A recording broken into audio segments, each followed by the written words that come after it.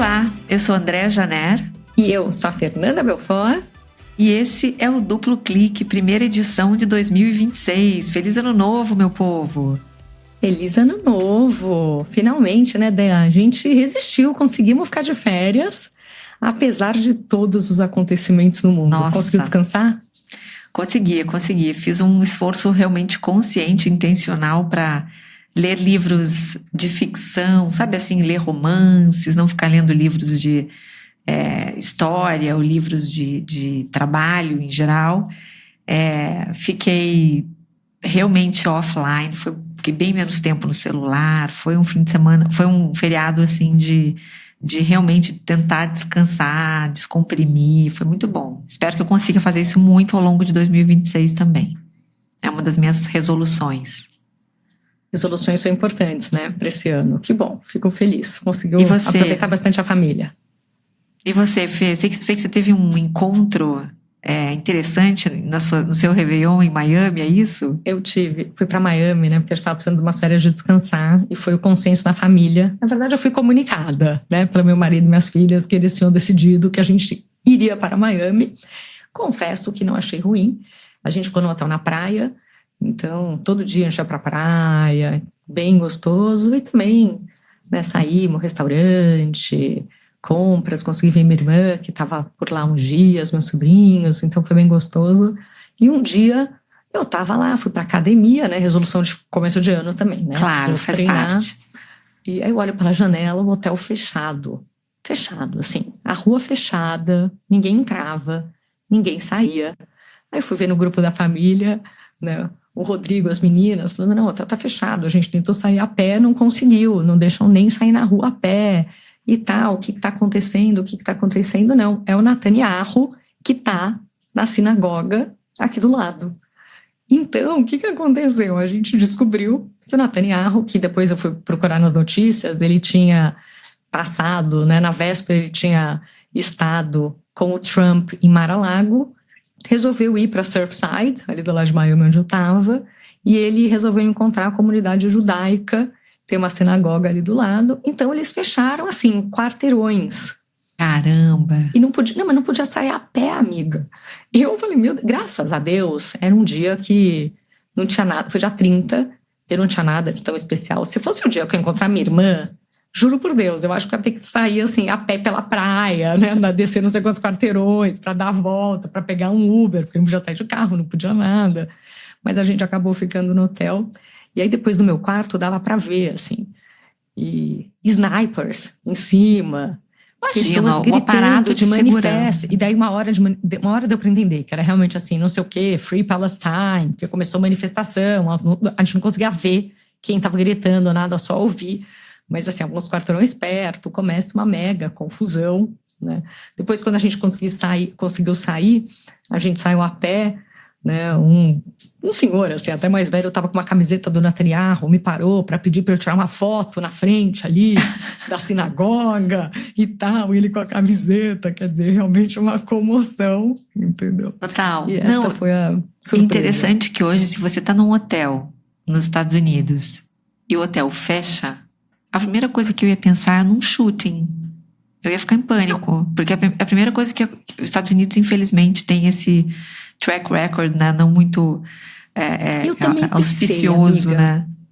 Eu também pensei, mas assim, dentro do hotel, tava tipo, sabe, passei vida pelo normal. lobby, vida normal, pessoas tomando café. Aí eu fui pra academia. Aí uma hora que eu parei na janela, assim, né, da rua, e não na janela da praia da academia, entre um treino e outro, que eu vi. E daí, a primeira coisa que eu pensei também foi isso, mas aí tinha umas pessoas meio tentando descobrir lá o que estava acontecendo, falando com o policial, perguntando se podia sair ou não. Eu achei que estava um clima muito normal, porque se fosse um chute, alguma coisa assim, acho que realmente ia ser uma coisa... Com certeza. E aí acabei descobrindo que era isso. Bom, então já começou assim, seu Réveillon já teve assim um ingrediente de geopolítica assim interessante, né? Eu nem sabia que o Netanyahu estava nos Estados Unidos, por exemplo. Foi você que me contou. Muito menos eu, amiga, entendeu? Até esse momento, né? Então... no geral, a gente tá aqui dando risada e tal, a gente tá, né, tentando manter a positividade, mas foi um ano que começou meio pesado, né? Eu acho que foi um ano que a gente acordou no dia 1º com a notícia do fogo na Suíça, daquele incêndio horroroso naquele bar, que era um bar frequentado por garotada, né? Não é à toa que a maior parte das vítimas daquele incêndio no Constellation eram jovens de 16, 15 anos, né? Uma história realmente horrorosa.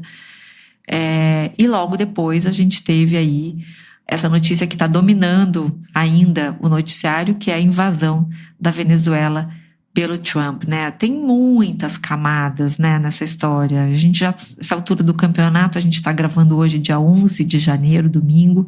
Muita água já passou por baixo dessa ponte, a gente já está aí lidando com as consequências e as repercussões desse ato, mas foi assim,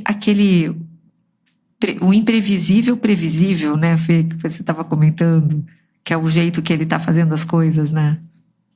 Eu achei sensacional esse termo, né? Porque realmente, assim, não é uma grande surpresa, porque ele já estava flertando com essa ideia, né? Já estavam atacando barcos, um monte de coisa acontecendo.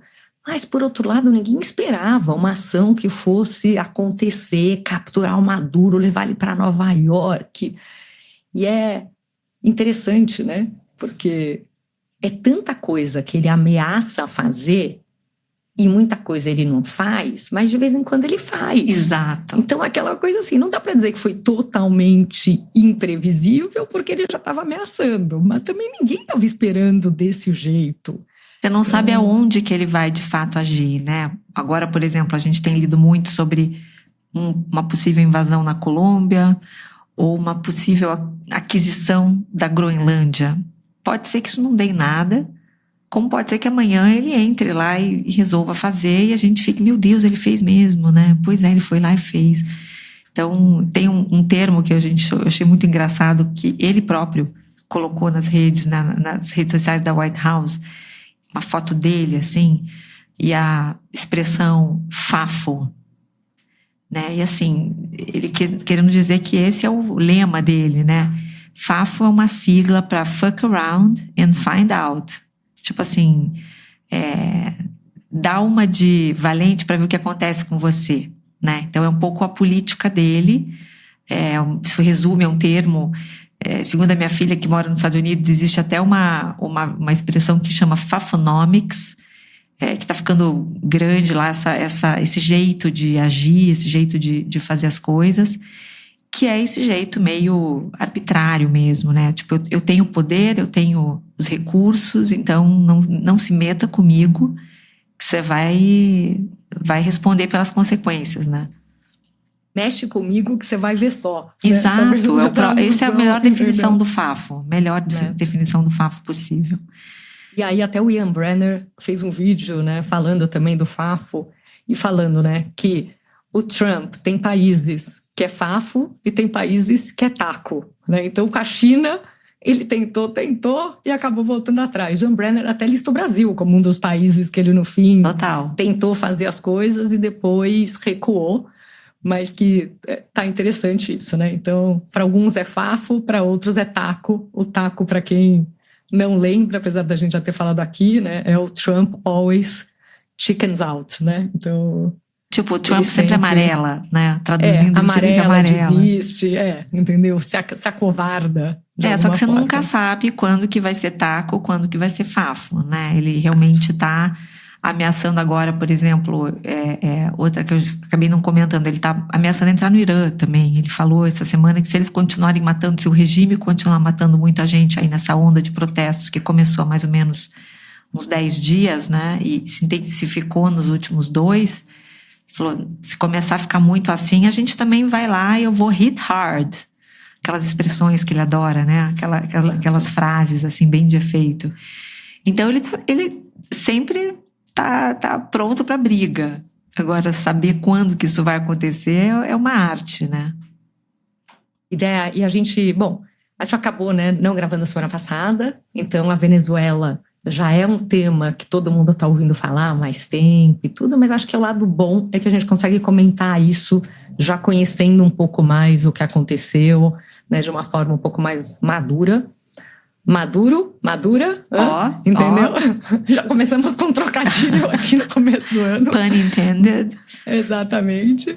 Mas eu acho que existem duas verdades, né? Eu acho que tem um lado que muita gente no mundo, a maior parte das pessoas, ficou feliz, né, de ter visto o Maduro saindo do poder na Venezuela.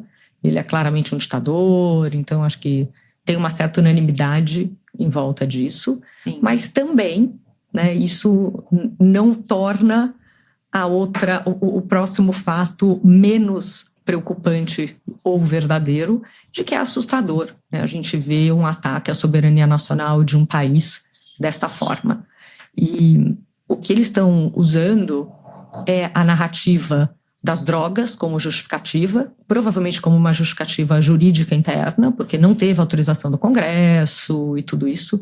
Isso até me lembrou, né, Dea, quando teve aquele problema todo no Rio de Janeiro, que a gente também falou sobre, né, o quanto deve considerar, né, toda essa parte de tráfico e tudo isso como uma situação de guerrilha, de terrorismo ou não, mas isso acaba abrindo uma brecha jurídica para uma situação como uma intervenção como essa. Então, isso é muito delicado, né?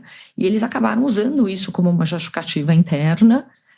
Isso diz claramente, né, os Estados Unidos estão desrespeitando leis internacionais, de Estado de Direito, apesar deles estarem usando uma justificativa toda de que isso não está acontecendo. Mas é interessante, né? Porque quando o Trump falou, horas depois, né? Demorou bastante. Talvez ele estivesse falando com todos os chefes de Estado e tudo antes de se pronunciar, mas ele nem tentou esconder, né? Que isto não tinha a ver com o petróleo. O pronunciamento dele foi assim, ele não fez nem cerimônia, né? Ele não fez nem questão de disfarçar, não mencionou assim longamente essa história da democracia, do povo venezuelano. Ele foi direto ao ponto: a gente quer o petróleo e é isso que a gente vai fazer. Essa é a narrativa oficial. A gente precisa desse petróleo, a gente quer esse petróleo, ele está subutilizado. E aí eu me lembrei muito da frase, né, que a gente falou tanto aqui no nosso duplo clique, referindo a uma coisa que ele disse no começo do governo, né, que é o drill baby drill, né? Ele falou também lá atrás que ele ia extrair todo o petróleo que ele pudesse, e não só em território americano, né? Então essa é uma visão um pouco assim, né, Fê? Eu fiquei pensando depois sobre isso. É uma visão tanto quanto antiquada das coisas, né? O Trump é um homem de 80 anos, ele é de outra geração. Ele é da geração em que o petróleo, quem tinha petróleo tinha liderança, tinha, né, tinha o mundo na mão. E eu não sei mais se é isso. Eu acho que isso é uma visão, obviamente, de curto e médio prazo, né? Porque a gente sabe que o petróleo ainda é uma riqueza, e que vai, enfim, quem tiver ainda... Bom, a Venezuela tem a maior reserva de petróleo do mundo hoje, né? Então, obviamente, é um território muito cobiçado, e por isso que o Trump resolveu, né, tomar essa atitude extrema. Mas se a gente olha para o mundo no longo prazo, não sei se isso é uma ideia tão... É um apego tão justificado, sabe? Eu posso estar sendo super ingênua, que eu não sou especialista em energia, mas a gente sai de uma COP, né? Vem de uma COP em que a grande pauta, né? A maior polêmica da COP30 aqui em Belém foi justamente o phase out dos combustíveis fósseis. Foi o ponto da discórdia ali entre os países, né? Que acabou não entrando no texto final da COP por lobby, enfim, dos países petroleiros, né? Mas se mostrou assim, a gente viu ali de forma muito clara como o mundo ainda não parece estar pronto, não parece estar preparado para essa transição energética, né? E a gente ainda, essa atitude do Trump mostrou que o petróleo ainda rules, né? Ainda é a peça principal do jogo. E eu acho que, com certeza, petróleo tem muito dinheiro envolvido, né? Isso não tem nenhuma dúvida. Com certeza, a energia voltou a ser um tópico. Voltou não, né? Eu acho que sempre foi, mas aumentou muito a importância de energia depois dessa discussão toda e desse crescimento e desse boom de ar, porque a gente sabe que é algo super importante, em que a China tem uma autossuficiência muito maior do que os Estados Unidos têm, e essa transição rápida para coisas, né, energia renovável, pode acabar sendo uma fraqueza que um estado como a China, por exemplo, não tem. Eu acho que o futuro, em cima de todas as conversas, né, que a gente tem, ouve de especialistas, está muito mais em energia nuclear, em outras coisas, mas que demora um pouco para acontecer, não é do dia para a noite. Mas aí eu acho que vem um dos pontos interessantes, né, que apesar da Venezuela ter uma das maiores reservas provadas, né, em princípio acho que a maior, com 303 bilhões de barris, e está conseguindo efetivamente drill, né, assim, tirar e pouco desse petróleo todo, porque toda a infraestrutura que tinha da indústria petroleira lá acabou de alguma forma sucateando. Eles perderam todos os engenheiros para Canadá, Estados Unidos, outros países. Então, tudo isso precisa ser reconstruído. E o próprio Trump falou em algo como 100 bilhões de dólares. E, além disso, a gente viu, né, isso já aconteceu aí, acho que ontem, antes de ontem, de que as empresas petroleiras não estão dispostas a fazer grandes investimentos nesse momento, porque não tem garantia de segurança, tem um risco político enorme. Tudo isso aconteceu, mas não tem nenhum plano acontecendo na Venezuela neste momento. Aliás, muita gente diz que Trump não tem a menor ideia, né? Ele vira e fala, a gente está mandando na Venezuela, eles estão sob o comando dos Estados Unidos, quem está em charge sou eu. Mas, na verdade, na prática, não ouvi ninguém com nenhuma opinião de que ele sabe o que está fazendo, de que tem alguma coisa acontecendo. Ele já, de alguma forma, ameaçou um pouco, né, ali a Dercy, que é a vice do Maduro, que está agora com o governo. Mas se tudo isso aconteceu também porque a eleição foi ilegítima, então ele não podia ser considerado presidente do país, também esse não é o governo que deveria acontecer. Quer dizer, a quantidade de incongruências, paradoxos, inconsistências da história é assim, infinita, mas tem um consenso de que precisa de tempo, de CAPEX, né, investimento em equipamento, de segurança jurídica, de infraestrutura para conseguir explorar esse petróleo lá, e que isso vai demorar algum tempo. Provavelmente isso não vai acontecer no governo Trump ainda.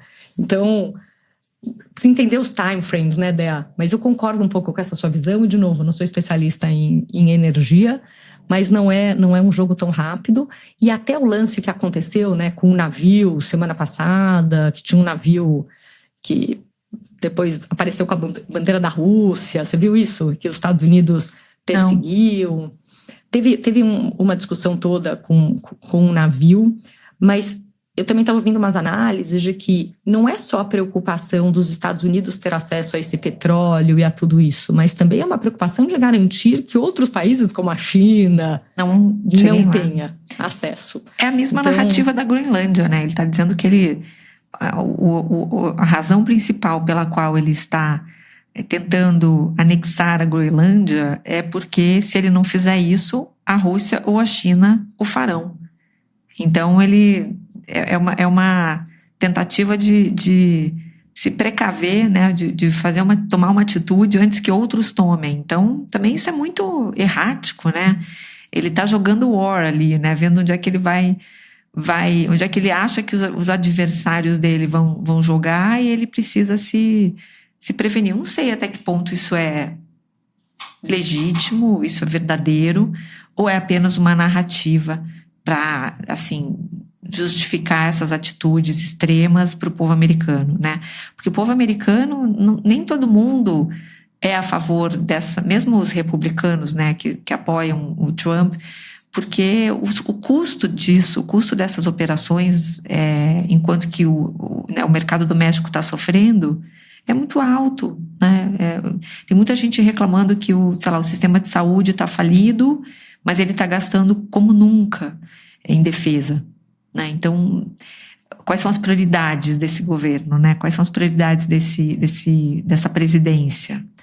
Então, tem várias discussões interessantes acontecendo também. E esse America First, eu acho que é interessante, né? Porque eu estava refletindo um pouco sobre isso, porque Ele falou muito de America First no começo do mandato. Depois ele falou que ele queria focar nos Estados Unidos, né? Não queria mais ser o juiz do mundo. Tirou investimento, né? De um monte de coisa. Mas a verdade é que isso não quer dizer que ele não iria se preocupar com geopolítica ou com os outros países hoje, né? É muito mais fácil ser juiz de replay vendo o que aconteceu. Isso quer dizer que ele simplesmente vai se envolver com outros países quando tiver interesses claros para os Estados Unidos, para tornar os Estados Unidos, de alguma forma, mais poderoso. De alguma forma, entende-se que a forma que ele conhece, entende, porque acho que tem muita coisa que ele está fazendo também que está diminuindo, né, a influência dos Estados Unidos no mundo, está diminuindo o poder dos Estados Unidos, mas nesse caso tem um potencial de enriquecer. Então, o America First dele não é se preocupar com a inflação e com o custo do ovo. O America First dele é se preocupar com a riqueza acumulada que os Estados Unidos pode ter, né, numa narrativa, apesar de frágil, de que se o país for mais rico, todo mundo vai se beneficiar disso. E a gente sabe que, no fundo, ele está protegendo a elite americana, né? Exato, eu acho que isso tem um componente aí de um novo imperialismo, né, e de uma nova ordem mundial, que é algo que a gente tem ouvido falar bastante, né? Voltou aí à tona uma teoria que eu tinha ouvido no começo do segundo semestre de 2025, acho até que eu cheguei a falar isso aqui no Duplo Clique. Chegou super. A gente comentou isso mais de uma vez até. Ouvi primeiro de você. Porque eu fiquei muito impactada com essa fala de um repórter de opinião, na verdade, um jornalista da Bloomberg, que trouxe uma teoria de que naquele momento o Trump, o Xi Jinping e o Putin iam fazer um combinado entre eles e fatiar o mundo em 3 blocos. O Trump ficaria com as Américas, o Putin com a Europa e o Xi Jinping com a Ásia. Eles iam lotear o planeta dessa forma e cada um ficaria no seu quadrado. Ninguém ia tentar invadir o território do outro, né? O amiguinho não ia invadir a casa do outro. Então eles iam ficar cada um no seu império, né? E mostrando que os 3 realmente são os mais, né, poderosos hoje. Há muito tempo o mundo não tinha 3 figuras tão poderosas assim. E isso tem a ver com a invasão de Taiwan pela China, né? Essa atitude do Trump, ela justifica uma série de outras invasões aí que já aconteceram, como a da Ucrânia, por exemplo, né? Quando o Putin invadiu, e potenciais invasões, como a de Taiwan, que dizem os especialistas que é só uma questão de tempo, né? Então, é uma teoria bem interessante essa. Eu acho que ela faz muito sentido, na medida em que eles são inteligentes o suficiente para saber que isso traria uma espécie de uma estabilidade para o mundo. Se eles fatiassem o mundo assim, pelo menos em termos macro, né, teria uma certa estabilidade. O que eu acho interessante é que algumas coisas acontecem nesse meio tempo, né? Por exemplo, o acordo comercial entre a União Europeia e o Mercosul é algo bem pequeno diante nesse tabuleiro enorme geopolítico, né? Mas mostra uma aproximação e talvez um fortalecimento aí econômico de um outro corredor, e que aproxima 2 lugares, né, 2 blocos. O Brasil tem feito um papel aí meio inteligente, eu acho, nas suas relações exteriores, na medida em que a gente está ali numa posição quase que a gente se dá bem com a China, mas também está mais ou menos bem com os Estados Unidos, agora a gente está bem com a União Europeia. Então, o Brasil está navegando de uma forma, na minha opinião, inteligente aí todos esses acordos e todas essas confusões, né? Eu acho que até nesse caso da Venezuela eu estava esperando algo um pouco pior. Eu achei que o Lula ia ficar numa saia muito justa, porque ele é um apoiador, todo mundo sabe, um apoiador, companheiro ali do Maduro, que é algo assim inacreditável, inaceitável, né?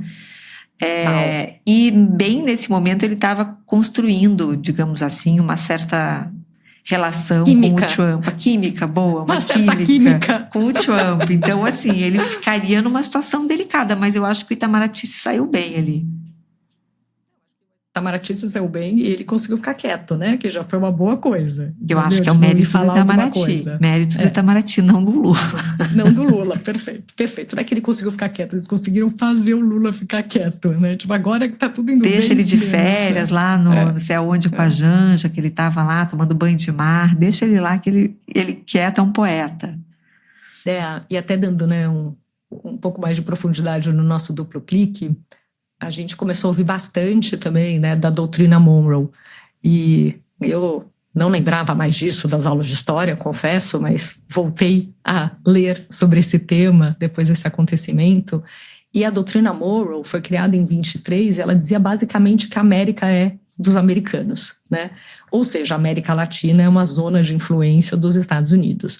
E o ponto central é de que a Europa não devia intervir nas Américas, e em troca os Estados Unidos não iam se meter em assuntos europeus. E isso acabou virou licença, né, para os Estados Unidos derrubarem governos, apoiarem golpes, influenciar regimes no hemisfério. Isso levou a muitas coisas, né? As intervenções, a tudo que aconteceu, até assim, no Chile, Panamá em 89. Nicarágua, República Dominicana. Os Estados Unidos sempre exerceu uma influência muito, inclusive, nociva também, né? E até você me falou, né, que virou o Monroe Doctrine 2.0, que você falou que estão chamando até de... Donroe. Ele próprio criou esse nome, porque vem de ele próprio, claro. Ele adora esses neologismos, né? Então ele criou o Donroe, que é de Donald. E isso virou até capa da Economist. Essa lógica. Super. Ele fez vários posts. É bem interessante olhar a conta da White House no Instagram. Eu sempre falo isso aqui, né? Que eu acho algo que eu acho que é pouco estudado e pouco falado, assim, a maneira como o governo se comunica nas redes, né? O governo americano está se comunicando nas redes. Na verdade, a gente está vendo vários governos do mundo mudando a forma de se comunicar, né? Se tornando um pouco mais popular, mais acessível para falar com a média, né? O jovem que está nas redes e tudo mais. Mas a White House fez muitos posts, no mínimo, intrigantes, assim, nesses últimos tempos. Desde essa grande foto do Donald Trump com a legenda Fafo, né? E tipo, você não sabe o que é, vai procurar o que é essa frase, né? Até mensagens muito incisivas, assim, sobre o nosso hemisfério, sabe? Então, acho que é bem interessante essa narrativa de poder, de agressividade, sabe, uma coisa de imperialismo mesmo. É bem interessante observar. Eu acho que tem muita coisa que é dita ali nas entrelinhas, viu? E os comentários são muito interessantes de cada post. Eu sempre acho que ver os comentários, para mim os comentários são praticamente mais interessantes do que a própria legenda. Porque ali você aprende um pouco como as pessoas estão vendo as coisas, né? E a gente sabe que tem muito robô, né? Tem muita coisa plantada, mas não deixa de ser interessante ver como as coisas repercutem. Eu até tava olhando, faz tempo que eu não olho, eu preciso olhar. E não gosto de bater palma para esse tipo de coisa, mas preciso dar uns likes para aparecer no meu feed, eu conseguir ver. Mas é uma ferramenta de revisionismo, né, de recontar a história e os fatos da forma deles, super importante. E é isso, né? É realmente essa ideia de que os Estados Unidos vão trabalhar muito mais com intervenção direta do que com contenção e influência e tudo isso. E aí não importa se a ONU concorda, se os aliados aprovam, se tem autorização do Congresso. E um tema que eu acho interessante também sobre a ONU é que a ONU não tem sido eficiente, né, para conseguir arbitrar, resolver assuntos, como, por exemplo, a Venezuela. Então, se existe tudo isso, né, na Venezuela, eleição fraudada, né, toda essa situação de inseguridade, de insegurança, né, na verdade. E até achei super interessante também as matérias todas, né, dos jornalistas nas fronteiras, tentando entrar na Venezuela, não conseguindo, o que está acontecendo lá dentro. Então, tem todos os sinais claros, e tem sido até interessante, né, ver as matérias, os jornalistas nas fronteiras tentando entrar, e não conseguindo, né, o que está acontecendo com jornalistas lá dentro. Então, existe um consenso de que o que acontece na Venezuela já há muito tempo é complicado. E uma coisa que me toca bastante na conversa é assim, se ninguém intervir na Venezuela, o que vai acontecer? Né? Porque o povo já está numa situação super fragilizada lá. As coisas que têm acontecido, só pegar e dar voz ao que está acontecendo, dando o prêmio do Nobel da Paz ou coisas assim, é suficiente, não é? E a ONU tem, né, uma das hipóteses para eles realmente entrarem em algum conflito, alguma coisa assim, é em situações em que eles têm que defender ali um país ou alguém, e isso precisa da autorização do Conselho de Segurança. E o Conselho de Segurança ele é formado pelos Estados Unidos, a Rússia, a China, a França e o Reino Unido.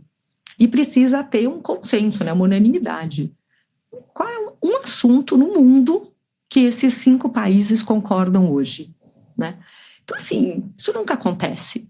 Então, no fundo, a ONU não é um instrumento que está permitindo, né, que a gente esteja conseguindo, como mundo, cuidar de algumas situações. Então, qual que seria a saída? Qual não seria? Simplesmente deixa, não deixa? E eu concordo 1000% que a solução não é aceitável dos Estados Unidos simplesmente irem lá e intervirem. Num primeiro momento tinha gente comemorando, né? Venezuela, os venezuelanos que estão fora, vamos reunir as famílias. Depois, rapidamente, ficou claro que não é algo político, não é algo que visa restabelecer a democracia e que, inclusive, o Trump continua nessa jogada também de um ego do tamanho do mundo, em que agora a Maria Corina ofereceu dar de presente o Prêmio Nobel da Paz, e ele falou que sim, né, tá willing to accept it, né, que assim... Uma loucura, porque todo mundo achou que ela e o Edmundo Gonzalez, né, seriam os novos líderes da Venezuela. A comemoração inicial tinha a ver com essa expectativa, né?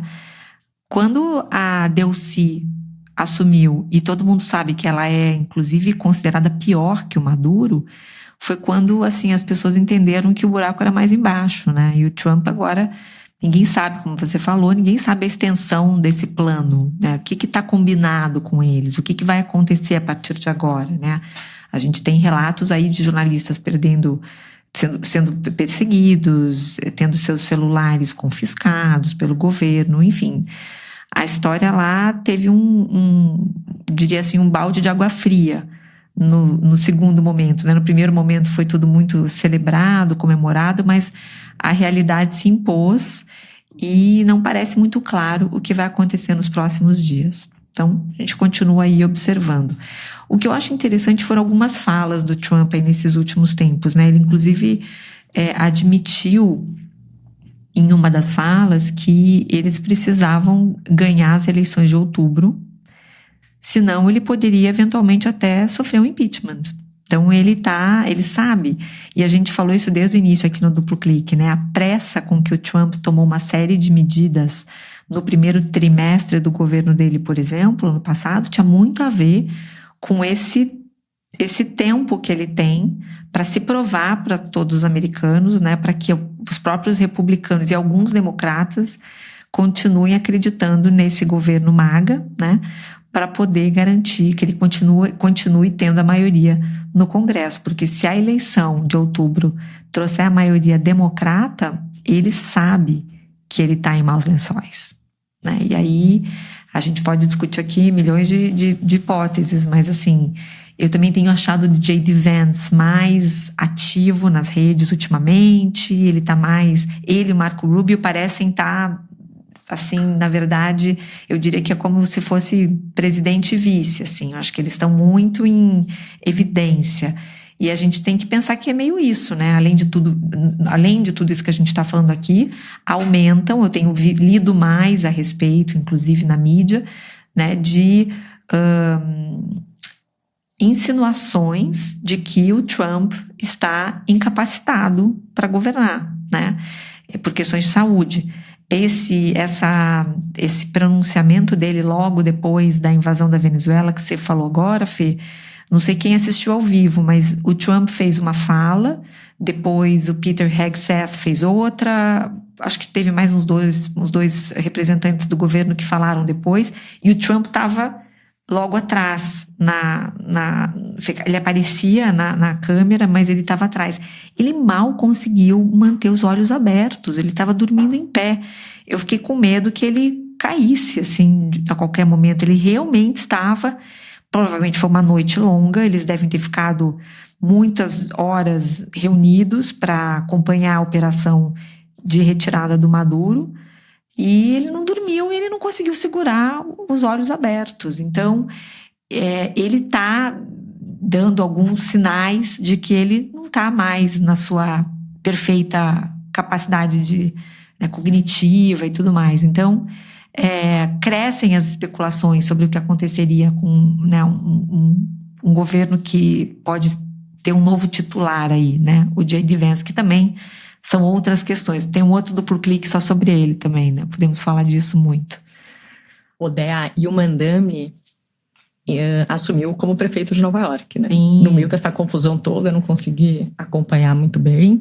Pelo que eu vi, é que ele está começando, né? Tomou posse, está começando lá com algumas coisas em prol de oferecer creche mais barata, entregar as promessas de campanha, né? Tirar o custo de transporte. Mas isso vai ser algo interessante, porque também dependendo da performance dessa galera que acabou conseguindo se destacar e se eleger pós-Trump na oposição, isso também vai crescer.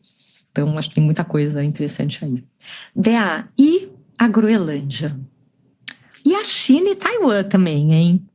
Muita coisa tá em suspenso agora. A gente vai... acho que hoje ou amanhã, o Marco Rubio vai se encontrar com representantes da Groenlândia e da Dinamarca, do governo dinamarquês, e vai tentar fazer um negócio, né, gente? Porque tudo pro Trump é uma transaction. Tudo é uma questão, tudo é um business, né? Tudo é uma questão de quanto eu te ofereço, o que você me dá em troca, né? Então, acho que tudo todas essas iniciativas, no fundo, são vistas como transações comerciais. E é isso que ele vai tentar fazer. Ele já não tentou oferecer $100 mil para cada morador da Groenlândia? É uma loucura, gente, porque praticamente 90% da Groenlândia são esquimós, são os inuites. Né? São pessoas que vivem assim. A Groenlândia é o lugar mais pacato do mundo, assim, é um lugar onde não acontece nada, né? Só 10% são dinamarqueses mesmo, que estão lá por alguma razão. Então, assim, é uma terra meio de ninguém mesmo, sabe? E aí a gente volta pro previsível imprevisível, ou imprevisível previsível, pra gente ver o que vai acontecer. Porque antes estava todo mundo meio que brincando, falando, imagina, não vai fazer nada com a Groenlândia, tal, não sei o que lá, mas depois da Venezuela chegou-se a falar também sobre Cuba, mas Cuba não tem um interesse econômico, então tem várias coisas acontecendo aí. O que eu acho só importante lembrar da Groenlândia é que ali tem muita coisa em jogo. Primeiro que se os Estados Unidos realmente invadir a Groenlândia, vai ser a primeira vez desde a criação da OTAN. Nossa, a OTAN, verdade. Que um país aliado invade outro. Né? Os Estados Unidos sempre teve uma relação cordial com a Dinamarca. Então, a invasão praticamente implode a OTAN. Né? Uma eventual invasão americana na Groenlândia implode a OTAN. E a OTAN, gente, tem um papel neste momento de mundo muito importante. Né? Ainda é uma garantia que nós temos aí de que existe um bloco, que existe um acordo aí para defender os países contra uma eventual guerra contra a Rússia e tudo mais. Então, nós não precisamos deste problema, de mais esse problema agora. Então, acho que essa é uma das grandes questões aí que pairam no ar. E o Trump já disse que ele não está preocupado com a OTAN. Se ele quiser invadir a Groenlândia, ele vai invadir. A OTAN, ele vai pensar nisso depois. Então, ele não tem um apreço pela aliança como outros países têm. Porque ele, como a gente estava falando antes de começar a gravação, né, Fê? O poderio militar americano é tão superior aos outros países do mundo que ele não precisa de ninguém para proteger, né? Os outros países é que precisam da OTAN. Ele não está nem aí. Não, total. A preocupação só que eu acho que tem dos Estados Unidos, ou deveria existir, é que se começa a ter um outro país, né, uma outra força crescendo, dominando a Europa, dominando tudo isso, pode se aproximar perigosamente dos Estados Unidos. Mas tem todo esse interesse estratégico da Groenlândia, né, de que a gente já falou isso no passado, mas a posição da Groenlândia no Ártico, todas as rotas marítimas, as bases para as defesas antimísseis, né, ali da Golden Dome. Então, além de ter recurso como mineral raro, óleo, gás, então isso que torna, né, esse território ali tão importante para eles, que acho que é algo relevante. E a gente estava conversando isso, né, quando a gente estava fazendo a reunião de pauta aqui, né, o esquenta para nossa gravação, de que a gente também está ouvindo muito agora, né, isso é um pensamento que já estava, sobre como essa movimentação toda, essa mudança de postura do governo americano é nessa narrativa de que eles precisam tomar cuidado para não perder, né, a dominância ali, né, e a concorrência com a China. Que se eles não fizerem, a China vai fazer. E nesse sentido, a democracia é vista como um freio de mão, né? Garantir direitos, todos os cuidados, desde proteção de dados, né, versus a China que pega a imagem de todo mundo, não está nem aí e faz o que quiser e tem dados do que precisa para alimentar seus modelos, até energia, tudo passa a ser uma disputa. E nessa disputa, os Estados Unidos são indiscutivelmente superiores do ponto de vista militar. Então, a hora que a gente volta a trazer o mundo para uma discussão de força, não de influência, não de poder econômico, mas de força militar, os Estados Unidos voltam a ter uma superioridade, que também eu acho que é um elemento interessante da gente pensar, né? Porque essa é uma força que estava meio adormecida no mundo, né? A Rússia invadiu a Ucrânia, despertou, mas que ela está cada vez mais presente. Agora, seria terrível para os Estados Unidos, a China, na minha modesta opinião, invadir Taiwan e dominar a fabricação de chips. Então, acho que isso também é algo que...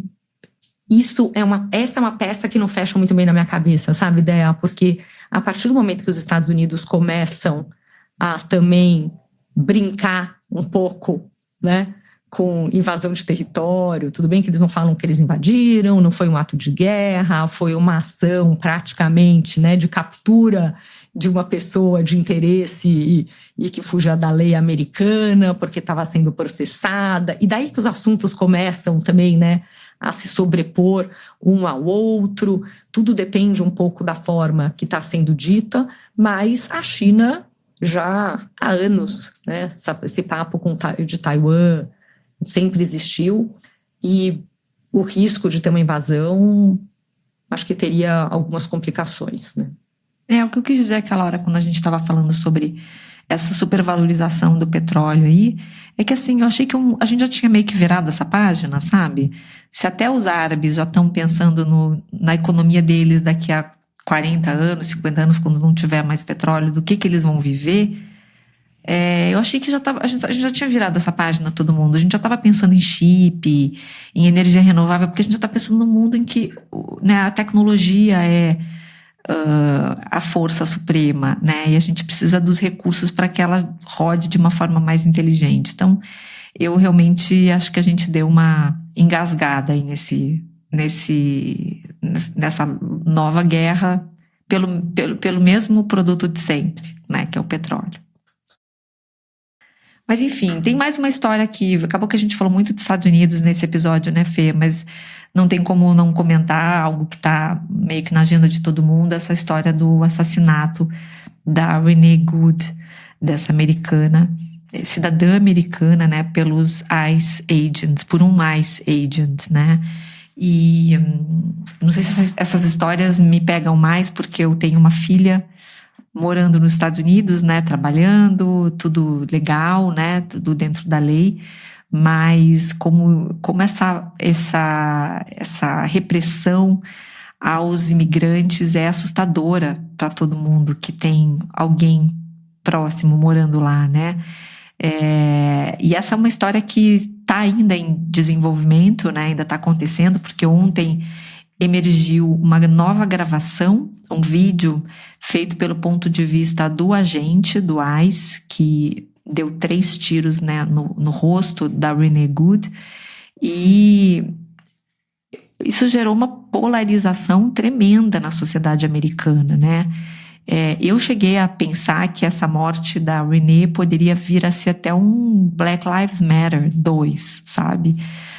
Me lembrou muito o momento em que o George Floyd, para quem não lembra, né, o George Floyd era um americano negro que foi morto de forma absolutamente violenta pela polícia. E isso veio foi quase uma gota d'água numa discussão que já acontecia há um tempo sobre a truculência, a violência policial americana, principalmente contra pessoas negras, porque era extremamente desproporcional. E isso tem uma narrativa parecida com o que está acontecendo com os imigrantes nos Estados Unidos, né? A gente tem visto diariamente vídeos que viralizam nas redes sociais de pessoas sendo abordadas de forma extremamente agressiva por esses agentes, e as pessoas não conseguem nem se explicar, né? Elas só conseguem, às vezes, justificar e mostrar seus documentos quando elas já estão algemadas, enfim. E a cena da Renee, que agora está viralizando também nas redes, é que ela estava tentando proteger. Ela não.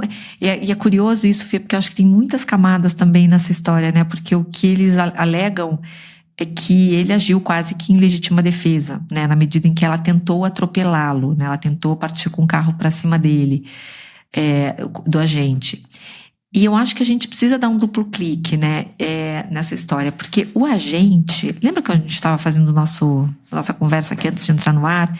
E eu comentei que os agentes do ICE, eles não são necessariamente policiais que foram admitidos numa entidade, numa organização e treinados e passaram, né, por uma série de testes e tudo mais. Eles são pessoas que se inscrevem para participar. Eu não sei exatamente qual é o processo de admissão. O que eu sei é que existe um estímulo muito grande do governo americano para que as pessoas se alistem nessa organização que é o ICE, né? Para que elas possam ajudar o governo, essa é a narrativa, né? Ajudem o governo americano a identificar esses imigrantes que a gente não quer mais ter nos Estados Unidos. Já foram, 2 milhões e poucos de imigrantes já saíram dos Estados Unidos voluntariamente. Ele fez aquele programa, né, de autodeportação e tudo mais.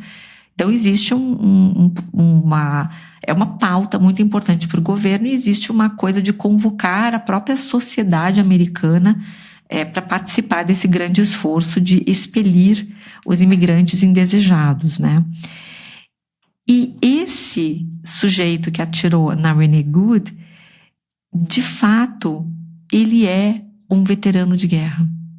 Lembra que eu comentei no começo, quando a gente estava falando, antes de entrar no ar, eu falei, muitos desses agentes são pessoas que vêm de experiências traumáticas, né? São aqueles veteranos que voltam para os Estados Unidos e não têm, às vezes, como se recolocar no mercado, e são pessoas que têm questões de saúde mental, né, decorrentes do tempo que eles passaram na guerra. E assim, eu fiquei até arrepiada quando eu li esse sujeito, chamado Jonathan Ross. Ele é um veterano de guerra, ele lutou no Iraque. Ele já é agente há mais de 10 anos, né, e ele foi, enfim, na minha opinião, assim, de uma crueldade tremenda, né? Eu acho que houve ali uma discussão que... eu não sei até que ponto eu diria que a Renee Good é uma ativista, porque da mesma forma como existem, né, os agentes agora do ICE que estão né, pipocando em todos os lugares dos Estados Unidos, existe uma parcela da população americana que está tentando, como eles mesmos dizem, proteger os seus vizinhos. Só que aquelas famílias de imigrantes que moram em bairros residenciais americanos, que já estão ali há muito tempo e já se infiltraram, já se a palavra não é infiltraram, que infiltrar é uma palavra negativa, mas já se incorporaram à sociedade americana, né? São pessoas que trabalham, seus filhos frequentam as escolas, elas já estão ali como parte do tecido social, né? Não são vistas como algo ruim, algo negativo na sociedade. E, no entanto, essas pessoas são targeted, né? São procuradas pelo ICE. Então, quando o ICE chega numa vizinhança, o que é uma parte dessas pessoas estão fazendo? Eles usam apitos para anunciar, né, para os vizinhos que os agentes do ICE estão na área. Isso, eu não sei dizer se eu considero isso ativismo. Isso é quase que um goodwill, assim, com a sua sociedade, com a sua comunidade, né?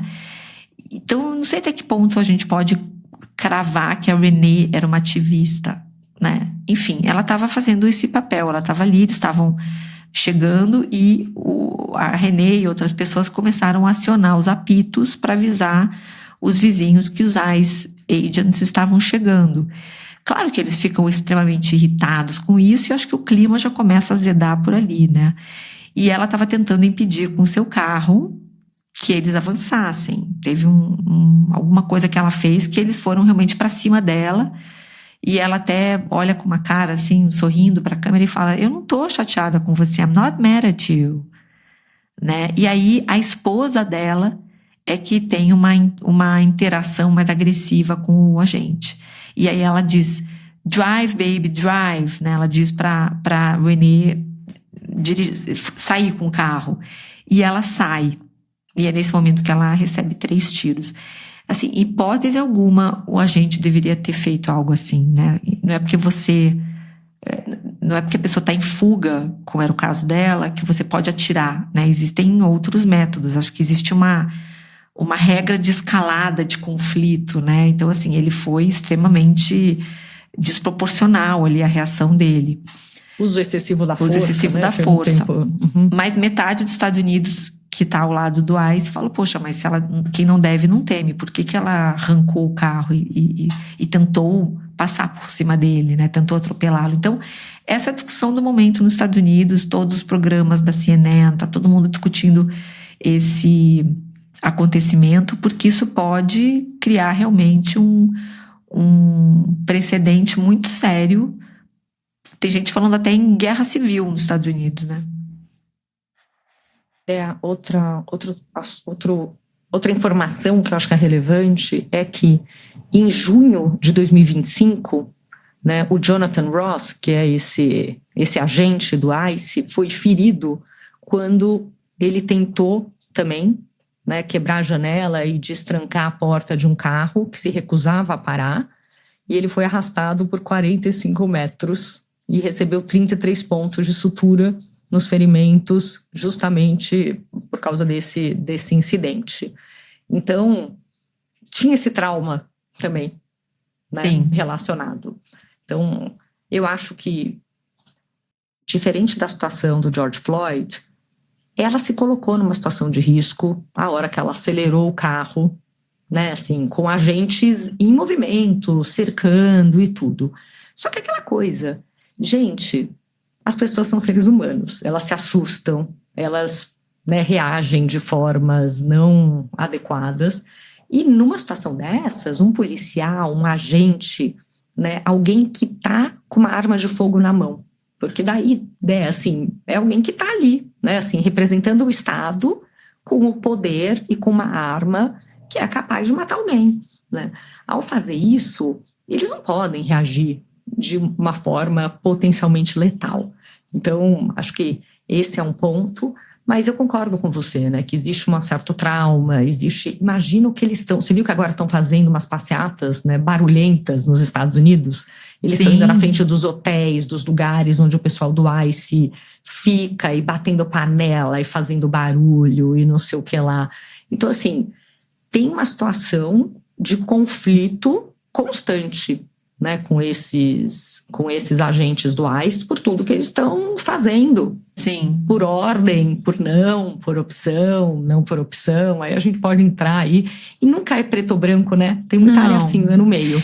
Mas realmente eu acho que foi, né, foi essas coisas, assim, tem uma hora que acontece um fato que acaba virando uma gota d'água e que mostra que o problema é de todo mundo. Eu acho que o que aconteceu nos Estados Unidos nesse momento é que deixou de ser um problema dos imigrantes ilegais, e passou a ser um problema de todo mundo. Porque a hora que você vira e fala, puxa, podia ser algum americano branco, rico de alguma forma, mas assim, alguém que não está numa situação de vulnerabilidade, que numa decisão de proteger alguém porque acredita, né, que aquilo não condiz com o que é ser americano, com os valores, ou ao se assustar com uma reação do ICE ou qualquer coisa assim, toma uma decisão de sair com o carro, e teve 200 milhões de análises dos vídeos, né? E uma das coisas que eu estava ouvindo é que ela virou o pneu para o lado antes de acelerar. Então, quer dizer, ela não tinha o objetivo de atropelar. Mas também todos os ex-policiais, não sei o quê, falando, cara, numa situação dessa, o agente nunca entra na frente do carro também, sabe assim? Então, foi um conjunto de erros que aconteceu ali que levou a um desfecho, né, horrível, mas que serviu para trazer esse assunto para a pauta, para os americanos que de repente estão tranquilamente ali achando que o problema não é diretamente deles, entenderem que é.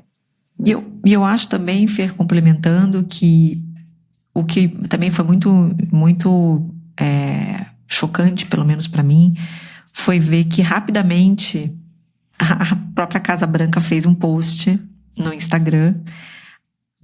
O Trump declarou um apoio aos ICE agents, né? Ou seja, rapidamente o governo entrou em defesa dos ICE agents, e a narrativa do J.D. Vance também, todo o governo americano foi de ficar ao lado do agente, ou seja, em nenhum momento lamentaram a morte da Renee. Acho que acharam que foi dito, né, várias vezes, ela colocou em risco a vida de um agente do law enforcement americano e tudo mais. No fundo, acho que parte dessa reação do governo é para criar mesmo um senso de pânico nas pessoas, né? Tipo, não reajam, né? Não reajam, não tentem se justificar. Se vocês forem abordados por um agente da polícia, vocês têm que obedecer. É isso. Então, isso eu acho que tem também um fundo muito... tem um aspecto muito didático nesse acontecimento, sabe? Para mostrar que não se brinca com a lei americana. E muitas das pessoas que comentam, de novo, eu tô lendo aqui comentários de post, que eu acho que eu queria entender o que as pessoas estão... Como é que as pessoas estão lidando com esses dois lados, né? E muita gente fala assim, é a lei. A lei protege aqueles que a respeitam, né? Então, assim, os agentes abordaram a Renee, ela tinha que ter obedecido, ponto. Se ela planejava fugir, se ela estava preparando o carro para fugir, ela tinha alguma coisa para esconder. Então, o sujeito de bem, quando abordado, ele não tem que oferecer nenhum tipo de reação, ele tem que obedecer. E aí entra nessa discussão, mas ela estava tentando proteger a comunidade dela, né, seu entorno. Então ela era uma ativista LGBTQIA+, porque ela é casada com uma mulher, então ela já foi enquadrada como, né, uma figura, né, que eu questiono. Eu não acho que ela necessariamente seja uma ativista porque ela estava ali com um apito, tentando... Então assim, a gente vai ter que alargar um pouco o conceito do que é ser um ativista, né, o que é ser um ativista.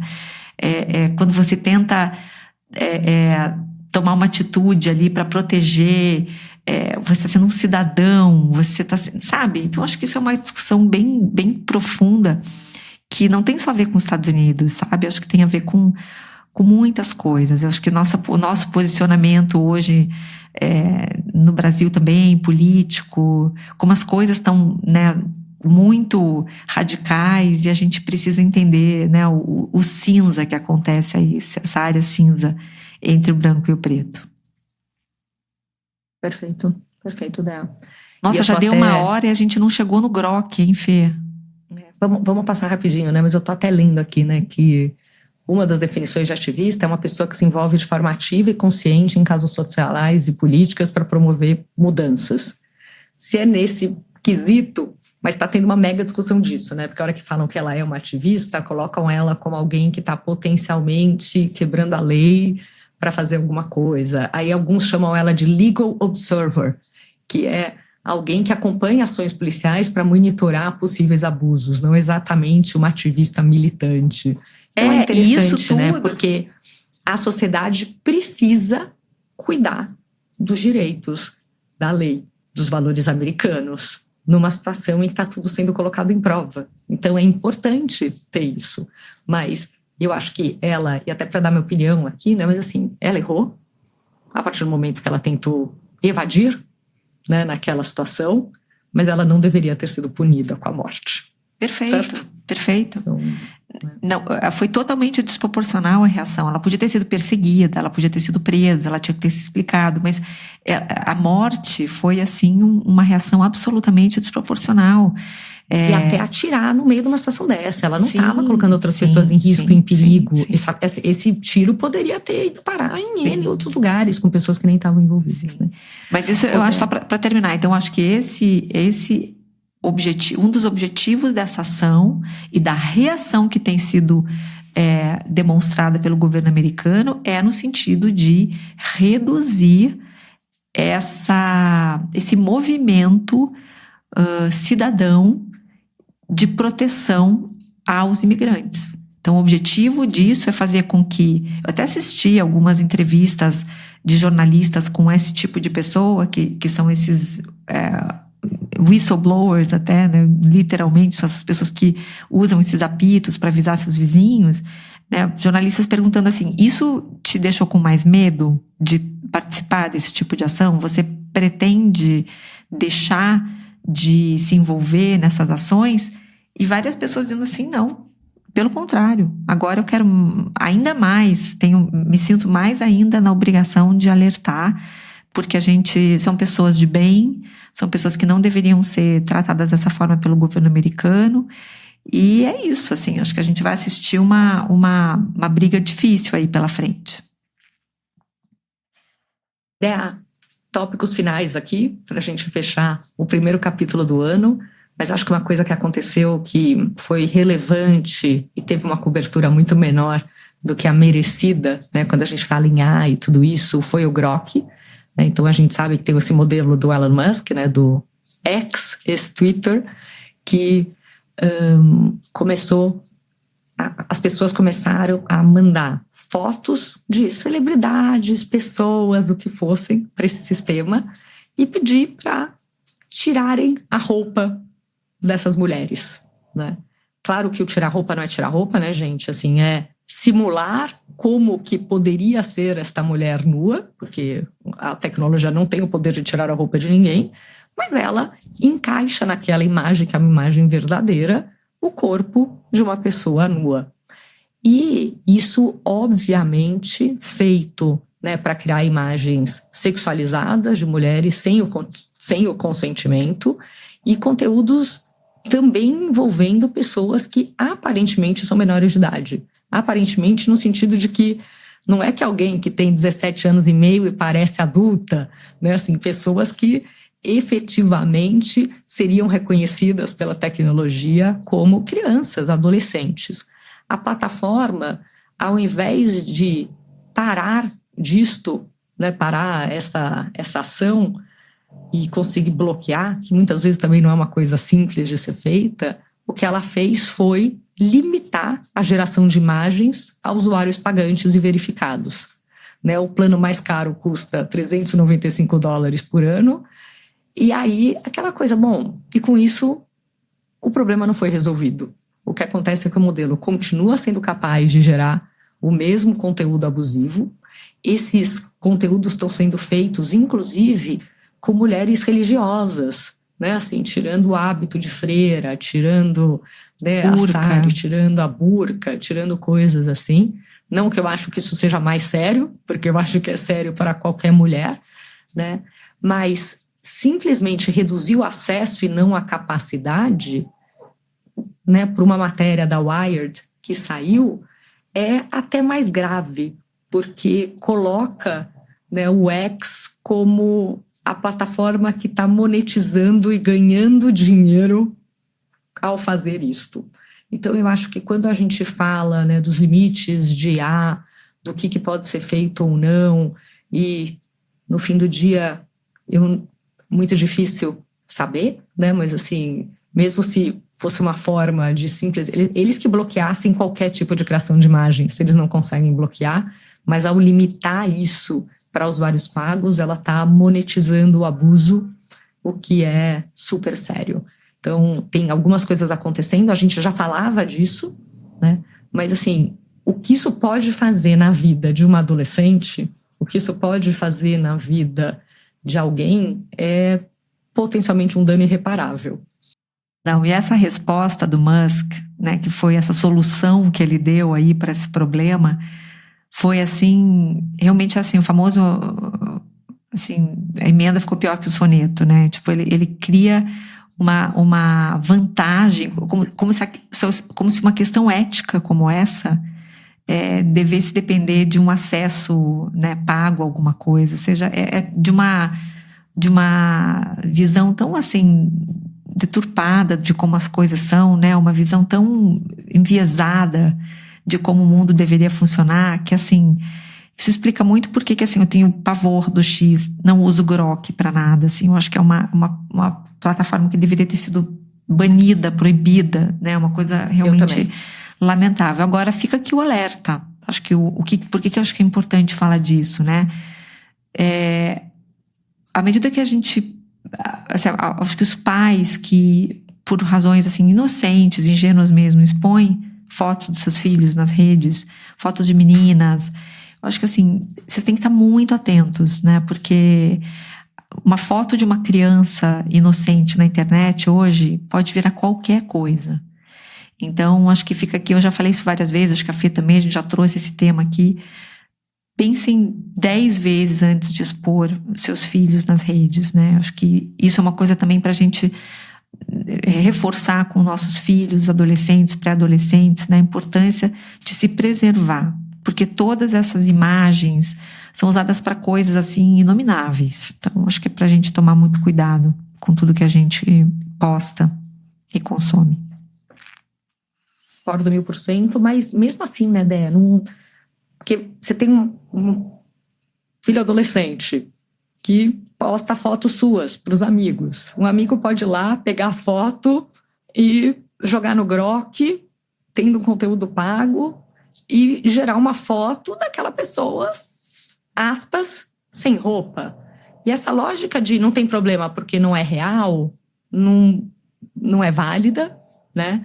E acho que a gente está vendo cada vez mais, né, discussões de responsabilização legal, e as empresas estão vendo, né, já estavam numa tendência de ver esse posicionamento de que nós somos apenas ferramentas neutras, porque também tem uma discussão um pouco da mídia social versus a geração de imagem, porque aí quando você fala de Grok e X, tem coisas que se misturam, tem, né, discussões crescentes de leis de deepfake sexual nos Estados Unidos, né, o Reino Unido, no Brasil, em vários lugares, mas isso é algo que está acontecendo agora, que eu acho que é muito sério, e como está com o Flood Zone gigante, né, com Venezuela, com tudo que está acontecendo, isso está tendo uma cobertura e uma repercussão muito menor do que deveria. Com certeza, com certeza. Eu acho que as pessoas também minimizam isso, e eu acho muito, vou falar uma coisa polêmica aqui, tá, mas a gente tem visto muitos influenciadores, não só pessoas que são exclusivamente influenciadores, mas jornalistas que também são influenciadores, que sob o pretexto de alertar as pessoas para os riscos de consumirem conteúdo feito por inteligência artificial, usam esses recursos e fazem posts que dão um engajamento altíssimo. E que quando você vai olhar os comentários, tem muita gente assim, nossa, que ferramenta incrível, qual você usou? Então, no fim, o influenciador está fazendo isso com uma, né, eu acho que a intenção, na verdade, é ganhar clique, ganhar compartilhamento, ganhar engajamento, mas Total. a narrativa é, gente, cuidado, vejam como é possível criar um vídeo perfeito, que na verdade é falso. Então eu sempre fico tentada até fazer um comentáriozinho e dizer, gente, não fica usando esse tipo de ferramenta assim para fazer um post, porque você está dando ideia e está dando o caminho das pedras, porque eles citam qual é a ferramenta muitas vezes. Se não é o influenciador que cita, é algum outro seguidor que vai lá e coloca e tal. E com isso você mostra o quanto é possível e você tá jogando o jogo da mesma forma, sabe? Você tá respondendo na mesma moeda. E eu acho isso muito perigoso, muito mesmo, especialmente quando a gente está falando de ano eleitoral, vai ser, né, um dos grandes riscos esse ano. E a gente vai levar o Globo de Ouro hoje? Puxa, hoje é dia de Globo de Ouro, hoje é dia de pipoca. O pessoal vai assistir isso provavelmente depois, né? Então vai ser bem legal, porque todo mundo já vai saber. Estamos concorrendo a 3 Globos de Ouro. Vamos ver se a gente vai conseguir levar pelo menos um. Você viu Agente Secreto, Fê? Não assisti. Ainda morri de rir, porque eu virei pro Rodrigo e falei, amor, vamos no cinema assistir Amigo Secreto? Ele me olhou com uma cara assim, tipo... Só você, Fê. Aí, eu olhei pra ele com uma cara, tipo assim, nossa, ele não ouviu falar do filme, entendeu? Eu falei, amor, Amigo Secreto, entendeu? Ele, Amigo Secreto, a hora que ele falou, eu ouvi ele falar Amigo Secreto, eu falei, não, Agente Secreto. Acho que ele Essa falou, foi cara, ótima. O que tá acontecendo? Mas eu ainda não consegui assistir, cheguei de viagem sexta. Não, acho que já vai entrar no né? streaming. Adorei, achei um filmaço. Elenco de primeiríssima, figurinos, assim, a reconstrução da época é espetacular. E enfim, acho que vai, pelo menos um a gente vai ganhar. Eba. Então é isso aí, gente. Vamos torcer pelo Amigo Secreto hoje, tá bom? Época de Natal, Amigo Secreto, tudo junto. Passou o Natal, mas é isso, né, gente? Amigo Secreto ficou na minha cabeça. O Agente Secreto. Dea, delícia. Muito bom Primeiro voltar. papo do ano. Vai ser um desafio aí as próximas semanas, porque eu vou viajar. Você agora vai entrar nessa fase cacheira, como é que chama? Cacheiro viajante. Cacheiro viajante. Então tem que trazer pro feminino, ficou mais estranho ainda, mas tudo bem. Mas vamos bater as Davos, agendas, né? fala quando você pode. Vou para Davos. Davos esse ano vai pegar fogo. Acho que Trump o assunto vai lá. ser... O Trump diz que estará lá. Não sei se ele vai mesmo. O filho dele sei que vai estar. O Donald Trump Jr. já foi confirmado lá em algumas palestras. Eu só tô até com medo, porque acho que o esquema de segurança vai ser tão grande que vai complicar a já difícil logística de Davos. Mas vamos lá, vai ser bom estar lá. A gente vai tentando driblar as agendas. 7 horas num hotel por causa do Netanyahu, get ready. É isso. Vamos fazendo um esforço aqui para contornar as agendas, a gente consegue. Bom estar de volta. Obrigada, Fê. Obrigada, Mig. Beijo a todos. Obrigada, pessoal. E até a semana que vem.